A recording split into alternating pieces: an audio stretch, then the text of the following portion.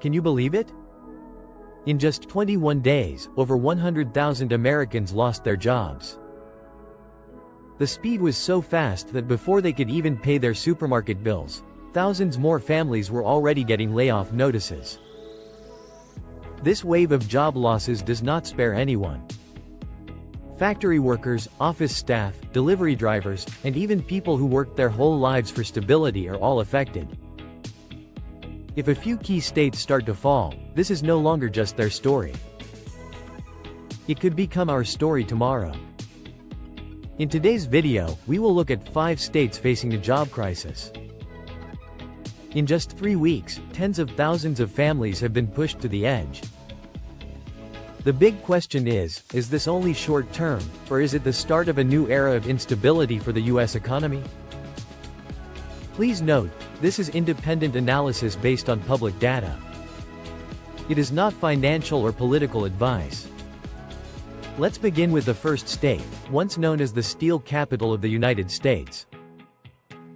Just weeks after the 50% steel and aluminum tariffs took effect, Ohio lost more than 15,000 manufacturing jobs. That may sound like just a number, but imagine this. It is the same as filling 3 football stadiums in Cleveland with workers who suddenly have no jobs. Cleveland and Youngstown were once proud names of the Steel Valley. In the past, the factory whistle was the heartbeat of the town. Now many factories are shut down. Shops are closed, streets are empty, and only for sale signs are left. Politicians promised tariffs would bring jobs home. But whose home is it? In Ohio, industrial electricity costs 8 to 12 cents per kilowatt hour. In Canada, thanks to hydropower, it is only 4.5 cents. That means American steel and aluminum are expensive, while Canada is producing more than ever. Instead of workers going back to Ohio factories, they went home with unemployment checks. A 52-year-old man from Youngstown worked in a steel mill all his life. He told his son, in America, if you work hard, you will always have a job. Now he has to sit and calculate. The electricity bill is higher. His wife's medicine cannot be skipped. His daughter's college tuition is due. It is no longer a political debate. It is a painful question at the dinner table every night. Middle-class families in the Rust Belt were already struggling. Now they must choose between paying the electricity bill or buying medicine. Between a can of beer at Walmart or a proper meal for their child. Policies sold as patriotic have turned into expensive bills for ordinary Americans. Think about it. The last time you went to Walmart or Costco, did you notice your bill? How much did a 6-pack of beer, a can of soup, or even eggs increase? Share that number in the comments so we can compare. We hear promises that jobs are coming back home. But the factories seem to have misunderstood the address. They did not return to Ohio. They went to Quebec, Canada. If this is called making America great again, then Canada seems to be getting greater every day. But Ohio is just the beginning. If such an industrial icon can fall, what about Pennsylvania, the historic heart of the American steel industry? Do you remember Pittsburgh? It was called the Steel City, with golden bridges over the rivers. In the past, smoke from dozens of steel mills filled the sky like the flag of American power. But now, Steel City is becoming Silent City. In Erie and Johnstown, factories are closed and layoffs are everywhere. People do not need newspapers to see what is happening. They only need to walk their neighborhoods. For sale signs, closed grocery stores, and empty playgrounds are the new reality. This is not the first time. In 2002, the US also imposed steel tariffs. According to the Peterson Institute, for every steel job saved, 8 jobs in other industries were lost. Now history is repeating itself, but even faster. One man worked in a machine shop for 40 years. He was close to retirement. His dream was to save money and travel to Florida every winter with his wife. But when the workshop closed, he had to take money out of his pension early to pay for heart medicine. His dream disappeared like the smoke from the last blast furnace in Johnstown. This is not just his story. It is the story of thousands of Americans. Pennsylvania is not only losing jobs. Costs are also going up for everything. From the truck used to get to work to the beer for the weekend. Even the smallest things are now heavy burdens. And when you are 50 or 60 years old, you cannot easily learn a new trade. You cannot go from working in a steel mill to driving for Uber overnight. That is the harsh truth no policy mentions. They call it America First. But for people in Pennsylvania, it feels like retirement lasts forever. The jobs did not come back. They detoured to Canada and stayed there. But not all hope is lost. Some Pennsylvania communities are finding new paths. They are moving toward clean energy, battery plants, and small machine shops that work with Europe. It is not perfect, but it shows that local communities can survive even when federal policies fail them. Pennsylvania is repeating the past. But in Michigan, we see the painful present of the auto industry. Thousands of jobs are disappearing as fast as car exhaust smoke. Take one man in Monroe, Michigan. He believed tariffs would bring jobs back. But instead of standing on the production line with pride, he is now filling out unemployment forms. Detroit, Monroe, and Flint were once the pride of American cars. Factories where Ford made the Mustang and GM built Chevys. But now, aluminum and steel are too costly. The price of Midwest aluminum went up by 190% in less than a year. If you bought a Silverado truck last year for $40,000, today just the metal adds thousands more to the cost. Car companies cannot afford this. So what do? They cut jobs. A man in Michigan who worked the night shift and drove an F-150 once took his family out for dinner at Olive Garden every week. Now, with reduced shifts, family dinners are replaced by instant noodles at home. His wife worries about health insurance. His kids wonder if they can stay in college. This is the paradox. Detroit once built the Mustang, a symbol of American speed and pride. Now its workers only fill out unemployment applications. If tariffs were meant to make America great again, it looks like Canada is making aluminum great instead. Do you remember how much extra you paid the last time you bought a car or repaired one? Share your experience in the comments. Real stories say more than political speeches. Still, not everything is dark. Some Michigan communities are changing. Factories are moving into electric vehicle battery production with green energy support. This does not replace all the lost jobs, but it proves that people can adapt. Michigan is at a crossroads. And in Wisconsin, people are not only losing cars, they are also losing beer. That is a direct hit to the American weekend. Imagine a weekend afternoon in Milwaukee. You walk into Walmart. You see the beer aisle. Miller, Budweiser, Coors, all lined up. But this time, instead of picking up the big pack, you hesitate. Because prices have gone up too much. A case of beer that cost $18 last year now costs $24. You stand in the supermarket, look at your cart, and have to decide. Cut back on a few cans of beer, or cut back on food for your child. Wisconsin is the birthplace of American beer culture. The Oktoberfest festival is celebrated almost year-round here. But now brewers and canners are struggling. The reason is simple. They depend almost completely on cheap aluminum for cans.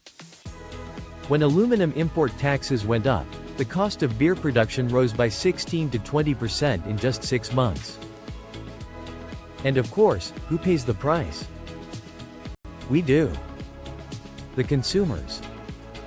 Import taxes are one problem. But there's another big problem too: supply chain delays after the pandemic. Because of this, small breweries couldn't survive. Hundreds of microbreweries, once Wisconsin's pride, had to close their doors. The craft beer brands people loved are now just old signs on the roadside. The average American feels at home at a backyard barbecue. In the past, you could open a case of beer and invite the neighbors over for a football game. Now, every can of beer feels like a luxury. When a Wisconsin man has to choose between bread and beer, you know something is very wrong. They call it a patriotic tariff. But it's hard to feel patriotic when you look at a can of Miller Lite and think, maybe I should show my patriotism by drinking less. Who needs Oktoberfest when even a July barbecue feels too expensive? What about you? The last time you went to the supermarket, did you have to leave something behind at the checkout because the price was too high? Share your story in the comments. I bet many families are facing the same struggle in Wisconsin and across the country. But Wisconsin didn't give up. Some local breweries switched to reusable glass bottles. Others partnered with recycling companies to cut costs. People are promoting "buy local beer" to keep jobs in the community. It doesn't solve everything. But it shows that ordinary people can still raise a glass together, even when policies make beer more expensive than ever. If Wisconsin is losing beer, Indiana is losing steel. And this is not just about a few cans of beer. It's about the backbone of American industry. They say we are the backbone of America, but will that backbone still hold up? Those were the words of a steelworker in Gary, Indiana. And no sentence explains the reality better. Northwest Indiana, around Gary and Hammond, is the largest steel manufacturing hub in the country. In the past, tens of thousands of jobs supported entire communities here. But when steel tariffs jumped to 50%, prices didn't go down. They went up even more. Thousands of workers lost their jobs. Factories cut production. Neighborhoods around the mills became deserted. Shops closed one after another. While the US locked itself into tariffs, Canada saw its chance. International buyers who once bought American steel now signed contracts with Quebec and Ontario. Canada's metal industry revenue rose almost 13%. At the same time, Indiana workers saw their jobs cross the border like a train full of steel. This is the bitter irony. Protectionist policies made Indiana the biggest loser. In Gary, a town already facing social struggles, steel is more than just a wage. It is pride. It is identity. But today, many workers fear their children will never have that same life. A 55-year-old man who once worked 12-hour shifts to feed his family now faces reality. His son may never step into a workshop like he did. The church is empty. Shops have disappeared. The feeling of community is fading. Indiana once produced the steel that built bridges across the Mississippi River. Those bridges symbolized progress. Now they feel more like bridges carrying jobs straight to Canada. So let me ask you. If the job you worked for 20 or 30 years suddenly disappeared, what would you do? Would you change careers? Would you use your retirement savings early? Or would you just sit and watch your bills rise each month? Please share your thoughts in the comments. This is the question thousands of Indiana families face today. But not everything is dark. Some Indiana communities are trying to rebuild. They're converting factories to produce lightweight materials. They're investing in renewable energy. They're training workers for federal infrastructure projects. It's not enough to save everyone. But it shows people won't just sit quietly in the dark. 5 states. 5 stories. But one big question remains. Will America learn from these mistakes, or will the cycle repeat again? Think about this. 100,000 jobs vanished in just 3 weeks across 5 Rust Belt states. What if this wave spreads across the whole country? Experts say if tariffs continue for 6 months, America could lose 600,000 to 800,000 jobs. That's the same as the entire population of Boston disappearing from the job market in half a year. And this is not just about steel and aluminum. It will hit the auto industry. Car prices will rise by thousands. Household appliances like refrigerators, washing machines, and microwaves will cost more. Even simple items like beer, soup, and pet food will feel like luxuries. And who pays the price? Not politicians in Washington. It's us. Ordinary Americans at the Walmart and Costco checkout lines. One laid-off worker said, "When the factory cut 20% of jobs, I was one of them. For the first time in my life, I had to apply for unemployment. My son even told me he might delay college to work part-time." That's how the wave spreads. It starts in the Rust Belt, but it touches families everywhere. In economics, what happens in the Rust Belt never stays in the Rust Belt. What do you think? If job losses reach 1 million next year, what will America look like? How will your family be affected? Share your story in the comments. Some experts say there's still a way out. The US needs to invest in cheaper energy, recycle metals, and cooperate on trade instead of starting fights. It's not a quick fix, but it may stop a nationwide collapse. We just passed through 5 states: Ohio, Pennsylvania, Michigan, Wisconsin, and Indiana. Each one tells the same story: 100,000 jobs gone in only 3 weeks. These are not just numbers in a report. They are electricity bills. They are supermarket bills. They are silent dinners in American households.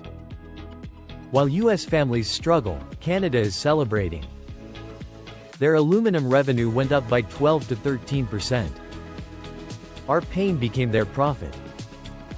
If this wave spreads, 600,000 to 1 million American jobs could disappear within a year. So what will be left of America, once called the workshop of the world? Has America learned from these mistakes? Or are we about to repeat the same cycle again? And most importantly, have you noticed your own grocery bills, medical bills, or car repair costs rising in the past few months? Share your story in the comments. Because these aren't just numbers. They are proof of how policies affect ordinary people. If you found this video helpful, please like, subscribe, and turn on notifications. Every follow helps us keep telling stories that matter to ordinary Americans. Thank you for watching until the end. See you in the next video.